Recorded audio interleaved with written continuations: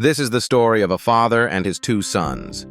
You're about to witness one of the most impactful lessons Jesus ever taught, the parable of the prodigal son. In this story, we discover the power of forgiveness, love, and redemption. Let's dive in. There once was a wealthy man who had two sons. One day, the younger son went to his father with a rather shocking request. "Father," he said, "give me my share of the inheritance now." In their culture, asking for your inheritance while the parent was still alive was highly disrespectful. It was as if he was saying, "I wish you were already dead." Surprisingly, the father honored his son's request. He divided his wealth and gave the younger son his portion. Now, here's where things take a turn. With his newfound riches, the younger son left home and traveled to a distant country.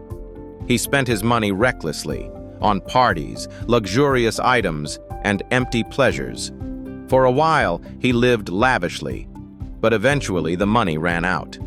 A famine struck the land, and with no money, the son found himself homeless and starving. Desperation led him to take up a lowly job feeding pigs. He was so hungry that even the pods the pigs ate looked appetizing. It was at this rock-bottom moment that he came to his senses. He thought, "Even the servants in my father's house have food to spare, and here I am starving to death.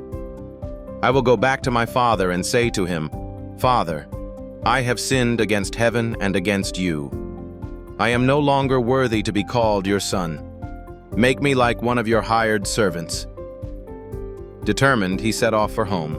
Now, let's shift to the father. Day after day, he watched the horizon, hoping his son would return. And then one day, while the son was still a long way off, the father saw him. Overwhelmed with compassion, the father ran to his son, an act considered undignified for a man of his status. He embraced him and kissed him. The son began his rehearsed speech. "Father, I have sinned against heaven and against you. I am no longer worthy to be called your son." But the father interrupted him. "Quick, bring the best robe and put it on him. Put a ring on his finger and sandals on his feet. Prepare the fattened calf. Let's have a feast and celebrate. For this son of mine was dead and is alive again. He was lost and is found." And so they began to celebrate. But the story doesn't end here. The older son, who had been working in the fields, heard the music and asked one of the servants what was going on. When he found out, he was furious. He refused to join the celebration. His father came out and pleaded with him, but the older son protested, "All these years I've been slaving for you and never disobeyed your orders.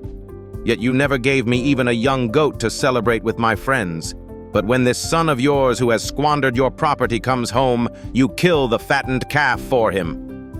The father replied, "My son, you are always with me, and everything I have is yours.